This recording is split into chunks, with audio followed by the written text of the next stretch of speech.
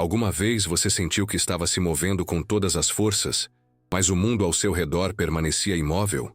Que o ar parecia denso demais, o tempo curto demais, e que cada esforço apenas aprofundava o mesmo lugar? Talvez esse seja o momento em que algo dentro de você começa a suspeitar que a verdade não está onde sempre disseram. Desde cedo te ensinaram que o mérito é o único caminho, que basta tentar mais, insistir mais, resistir mais. Mas e se esse mais for exatamente o que te mantém preso? Vivemos sob um mito disfarçado de virtude, o mito do esforço como redenção. Um mito tão bem contado que poucos ousam questioná-lo, mesmo quando o corpo cede e o espírito se cala. Você já percebeu como a sociedade premia o cansaço? Como os olhos se enchem de admiração diante de quem se destrói por um ideal invisível? Chamam de disciplina o que talvez seja apenas medo. Chamam de sucesso o que, em muitos casos, é apenas sobrevivência disfarçada de conquista. Imagine um homem empurrando um carrinho morro acima. As mãos sangram, o fôlego falha, mas ele acredita. Acredita porque disseram que o topo o espera. Só que o topo não existe. Há apenas mais subida. E quanto mais ele empurra, mais o chão se inclina, como se zombasse da sua fé na força. O peso do carrinho é o mesmo peso que carrega dentro de si. A ideia de que o esforço sozinho liberta. Mas o que é o esforço sem direção? O que é o sacrifício sem sentido? Talvez a maior prisão não esteja nas muralhas do mundo, mas nas estruturas invisíveis da mente.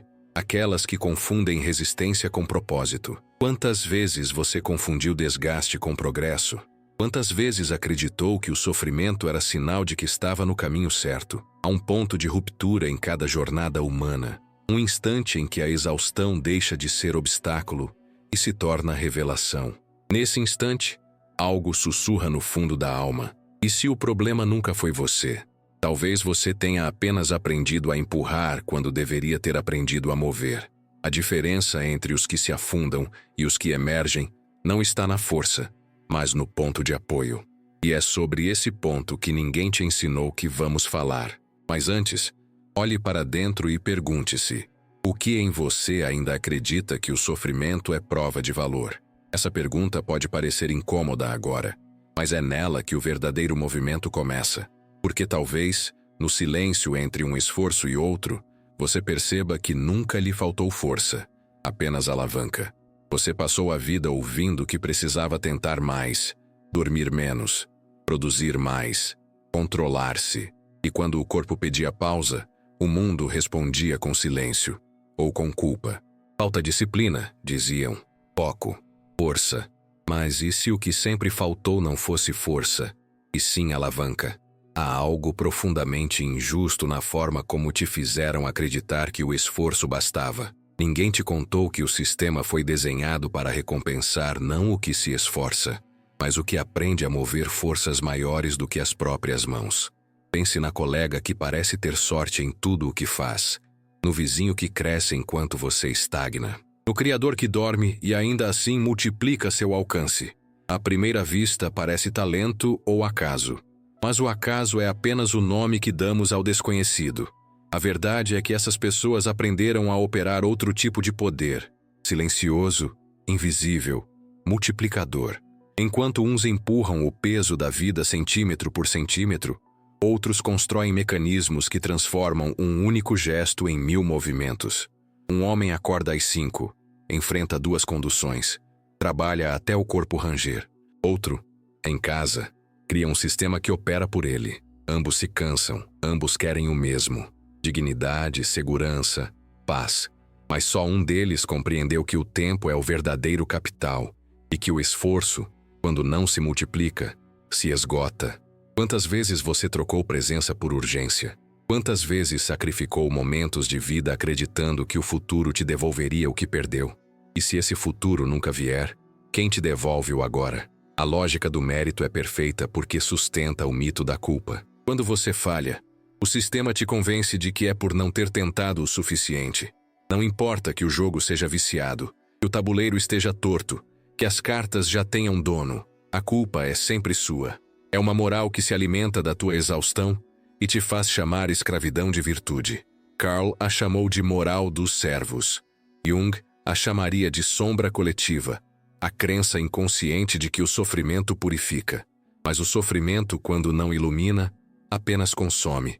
Olhe ao redor. O elogio ainda vai para quem resiste, não para quem entende. Celebramos o médico que não dorme há 2 dias, o operário que suporta o calor da máquina, o estudante que se destrói de ansiedade para ser o melhor. E, no entanto, desprezamos aquele que constrói algo que o liberta. Chamamos de trapaça, de sorte, de privilégio, porque fomos educados para admirar o cansaço e temer a leveza.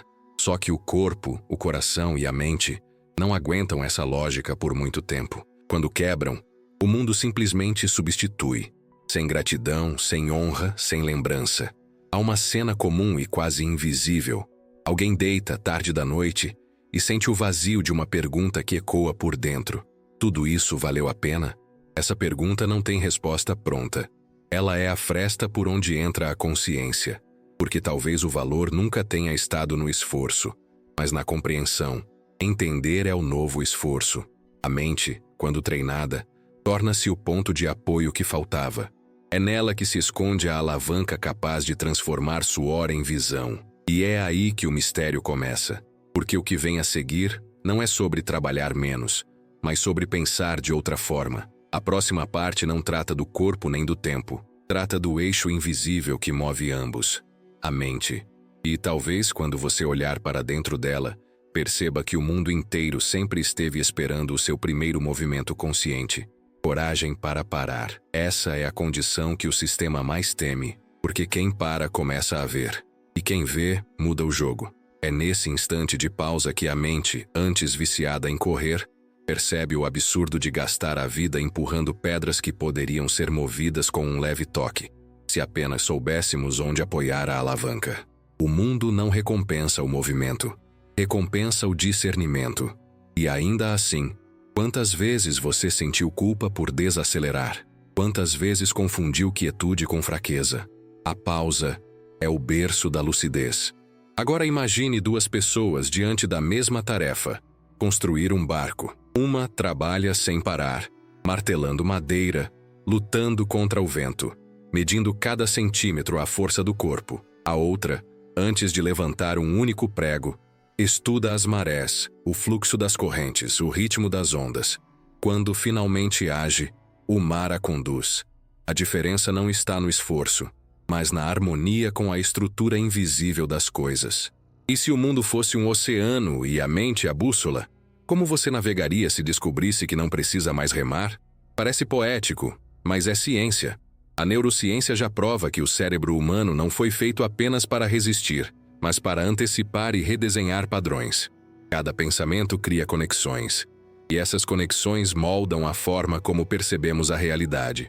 Mas o que acontece quando passamos a vida treinando o cérebro apenas para reagir e não para criar? Tornamo-nos prisioneiros de uma mente operária, incapaz de perceber que pensar é também um ato de construção. O mundo pertence não a quem trabalha mais, mas a quem entende o código que governa o trabalho. Você já se perguntou por que certas pessoas parecem atrair oportunidades enquanto outras lutam desesperadamente por uma brecha? Talvez a diferença esteja no tipo de mapa que carregam. A maioria percorre o labirinto sem perceber que as paredes são apenas sombras projetadas por crenças antigas.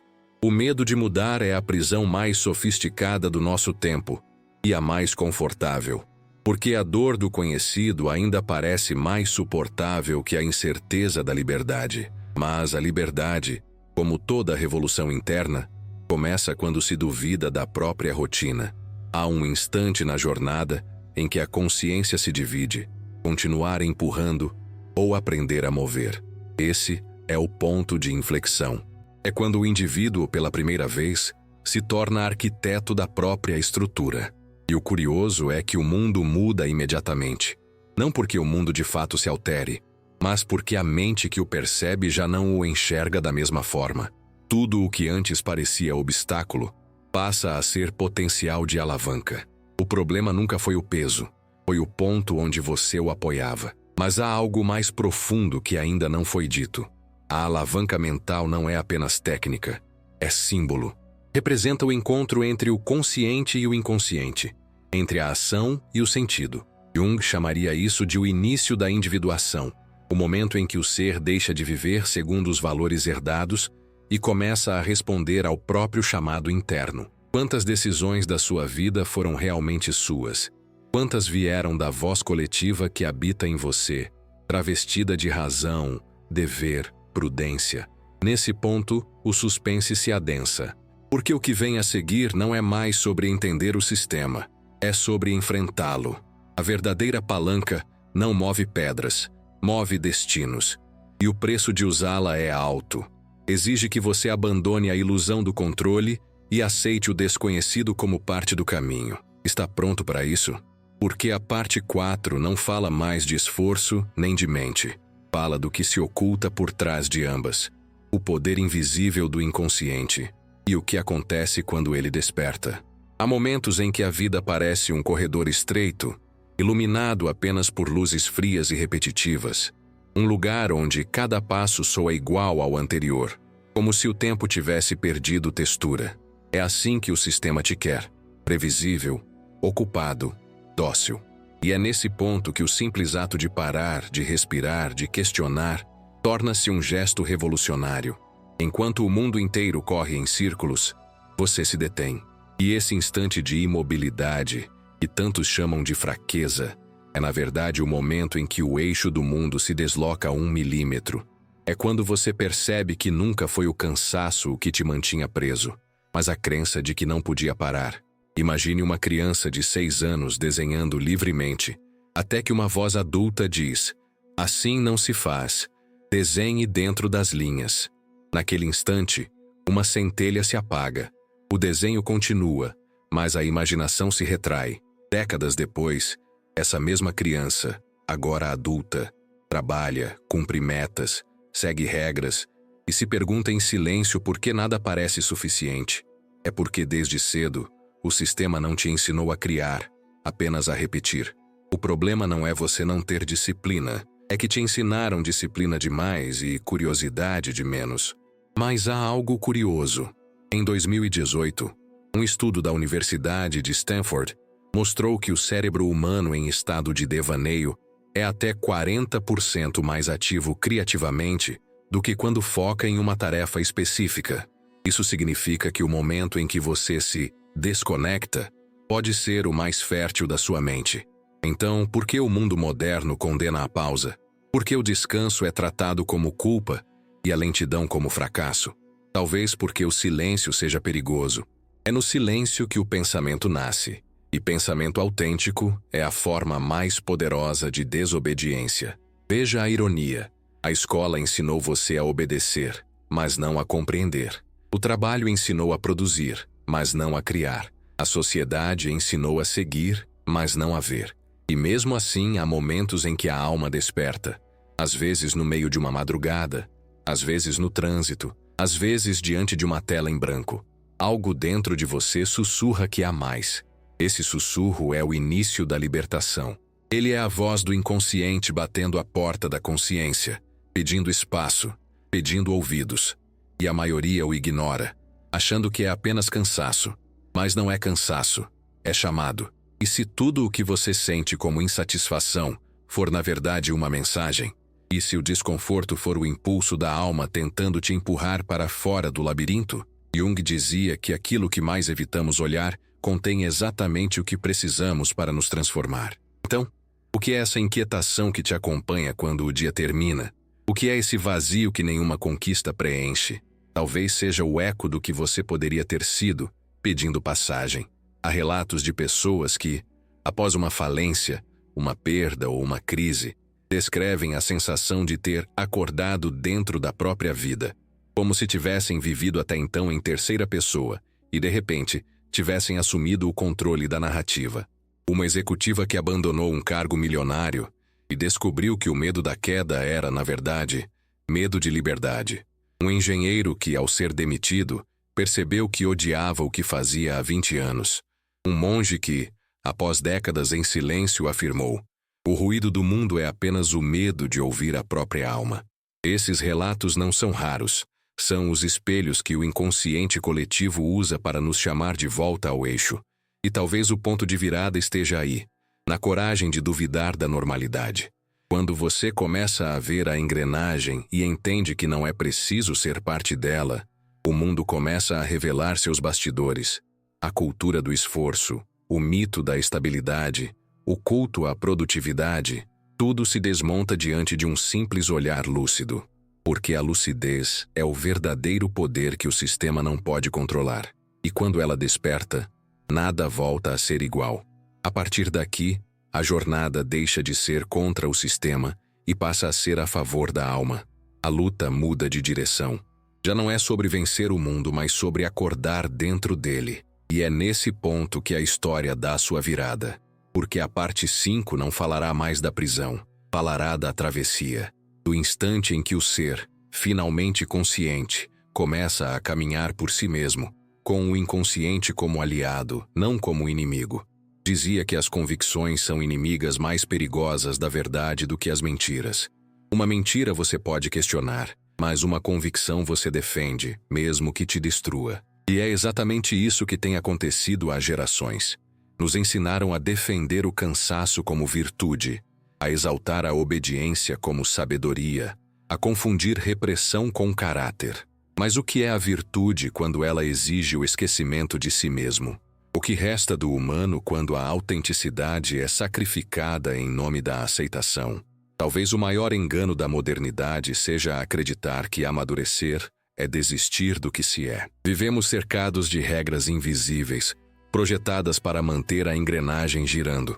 Trabalhe, produza, obedeça, repita.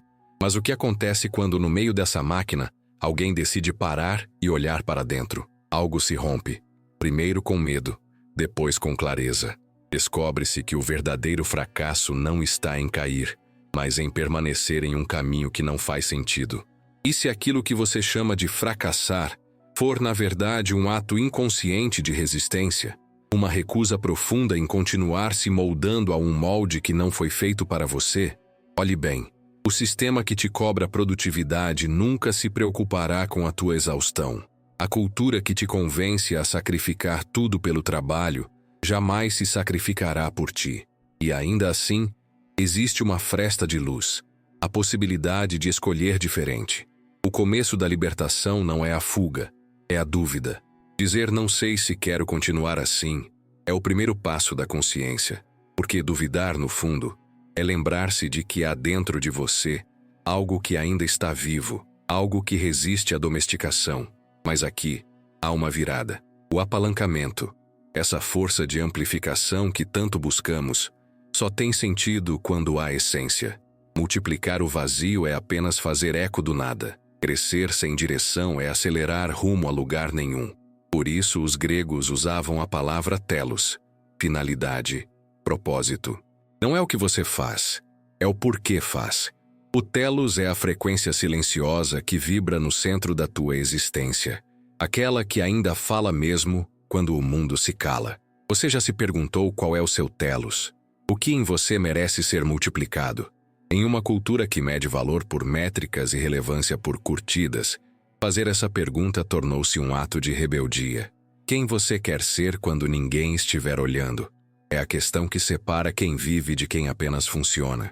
E as respostas verdadeiras não cabem em planilhas, nem em discursos corporativos. Elas vivem em outra dimensão, a da eternidade, não como conceito religioso, mas como continuidade daquilo que importa. A arte de Da Vinci, o pensamento de Sócrates, a voz de Martin Luther King, são ecos de telos que atravessaram séculos porque nasceram alinhados à verdade. Mas o propósito, sozinho, não sustenta a obra. Ele precisa ser refinado até se tornar arete, a excelência silenciosa. É o que move o artista que ensaia sem plateia, o escritor que reescreve o mesmo parágrafo, até que o coração se alinhe com a palavra, o cuidador que trata uma vida como se fosse o mundo inteiro. Arete é o ato de aprimorar a alma, até que ela se torne canal de algo maior. Quando telos e arete se unem, o trabalho deixa de ser esforço e passa a ser expressão. E é só então que o verdadeiro apalancamento acontece, não como truque, mas como ponte. É a tecnologia que liberta em vez de aprisionar. O livro que fala quando você já se foi. O sistema que multiplica consciência em vez de dependência. Quando o propósito encontra excelência, o tempo deixa de ser inimigo. O que você cria começa a viver sem você. E isso é o que chamamos de legado. Mas cuidado, o mundo tenta inverter essa ordem. Ele te ensina a buscar alcance antes de ter essência, a falar antes de ter o que dizer, a crescer antes de compreender. O resultado são vozes altas e vazias, relevância sem sentido, sucesso que implode por dentro. A pressa por ser visto matou o silêncio que revela quem somos. É por isso que tanta gente brilha por um instante e desaparece, porque confundiu eco com voz. O verdadeiro poder não está em se projetar, mas em se alinhar. O apalancamento real não é sobre alcançar milhões, é sobre alcançar profundidade. O tempo não pode destruir o que é verdadeiro, só o que foi construído sobre medo ou vaidade. O que nasce do propósito permanece, o que nasce da pressa evapora. Por isso, se há um chamado nesta jornada, é este. Pare de correr. Escute o que em você ainda é verdadeiro. Refine-o. Multiplique-o. Porque, no fim, o corpo se cansa, o nome se apaga, mas aquilo que foi feito em alinhamento com o propósito se torna força viva no inconsciente coletivo. Isso é transcendência. Isso é o movimento que vence o tempo. Isso é a liberdade que o sistema nunca poderá conceder, porque ela nasce dentro e ninguém pode tirá-la. Foi ali, no silêncio da madrugada, diante do cansaço acumulado de anos, que algo se partiu por dentro. E dessa ruptura nasceu um lampejo de lucidez. Pela primeira vez percebi que o esforço por si só não é nobre. Nobre é o discernimento que o orienta. Até então, eu acreditava que a vida era uma corrida, mas descobri que era uma construção. E toda construção começa quando paramos de correr em círculos e escolhemos erguer algo que continue de pé, mesmo quando o corpo precisar descansar. Você não precisa abandonar tudo de um dia para o outro. Precisa apenas parar de viver em automático. 1 minuto de consciência muda mais do que 1000 horas de repetição. Observe a próxima vez que estiver prestes a dizer, não tenho escolha. Observe o instante em que repete o que sempre fez, sem se perguntar por quê. É nesse momento que o novo pode nascer, não como revolução barulhenta, mas como uma decisão silenciosa, a de pensar antes de agir, a de escolher antes de obedecer. A verdadeira transformação começa em pensamentos simples, mas sustentados com coragem. Comece pequeno, mas comece diferente. Se o seu trabalho te consome, busque uma forma de torná-lo ponte, não prisão. Se sente que está desperdiçando talento, crie algo. Um projeto, uma ideia, um gesto, que possa viver além de você. Escreva, ensine, compartilhe, construa. Use o conhecimento como alavanca, o tempo como aliado, a mente como ferramenta. Pare de medir progresso em horas e comece a medi-lo em direção. Você não precisa fazer mais, precisa apenas fazer o que tem sentido. O caminho da alavanca é mais lento no início, mas é o único que realmente avança. A cada escolha consciente, você solta um elo da corrente. A cada pensamento novo, enfraquece a engrenagem da repetição. E quando menos esperar, a roda que antes te prendia começará a girar sozinha, agora a seu favor, não contra você. É nesse ponto que a liberdade deixa de ser ideia e passa a ser prática. Mas saiba que esse processo não é fácil. Requer paciência, vulnerabilidade e fé em algo que ainda não existe. Exige que você confie no invisível, que suporte o vazio entre o que era e o que está se tornando. Esse espaço entre dois mundos é desconfortável, mas é também o berço de todas as reinvenções. É ali que a alma volta a respirar, e o inconsciente se torna guia, e o propósito ganha forma. E quando essa transformação começa, algo muda para sempre. O medo da incerteza dá lugar à serenidade de quem finalmente entendeu a própria força. Porque a palanca não é uma ferramenta externa, é o alinhamento interno entre o que você faz e o que você é. Quando essas duas partes se encontram, o tempo se curva, as ações pequenas se multiplicam, as palavras certas tocam quem precisam tocar. A vida, enfim, se torna uma obra viva, sustentada não por suor, mas por sentido. Então, se você chegou até aqui, talvez essa seja a sua hora. A hora de parar de girar e começar a mover. A hora de trocar velocidade por direção, ansiedade por clareza, esforço cego por criação consciente. Não espere um sinal maior que esse. O simples fato de estar ouvindo até o fim é prova de que algo em você já começou a despertar. Agora eu te convido a fazer parte desse movimento. Se este vídeo te tocou de alguma forma, mesmo que tenha sido só um incômodo leve, uma pergunta, uma fagulha, deixe seu comentário, mesmo que seja anônimo. Compartilhe o que sentiu. Curta o vídeo se ele te fez pensar e inscreva-se no canal para continuar essa jornada conosco. Porque a transformação não acontece sozinha. Ela começa em cada mente que se atreve a ver.